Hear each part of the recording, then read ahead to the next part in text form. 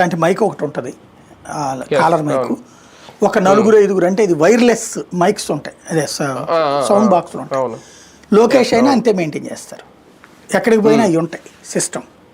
ఈయన అట్లా ఎందుకు పెట్టుకోవట్లేదు ఆలోచించాలి.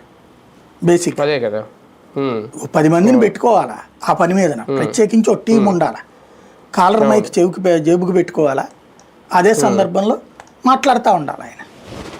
ఈ మిగతాది నా అవసరమైతే 10 సౌండ్ బాక్సులు ఉండేది పెట్టుకోండి, అందరు తల పక్కన చేతిలో పట్టుకుని ఉంచండి, అది ఆటోమేటిక్గా ఉంటుంది అవకాశం.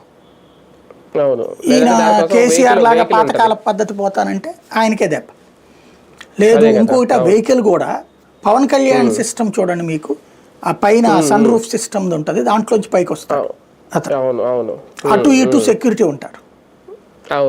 ఇక్కడ వచ్చేటప్పటికి ఇతని అట్లా లేదు, చంద్రబాబు గారి ఫార్ములా ఫాలో అవుతున్నాడు.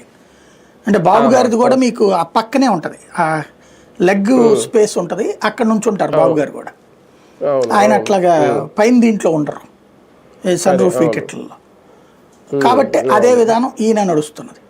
ఇక్కడ ఏంటంటే కొంచెం తేడా వస్తే కింద పడిపోయే దగ్గర నుంచి ఇందాక చూశాను, చివరికి ఆ తొక్కిసలాట దాన్ని ఆ మీద పడిపోతున్న దాంట్లో సెల్ఫీలు అంటూ మీదకి వస్తున్నటువంటి సిచ్యుయేషన్లో ఒక గన్మెన్ ఏమో ఎదురు నుంచి ఉన్నాడు, ఇంకో గన్మెన్ వెనక ఎదురు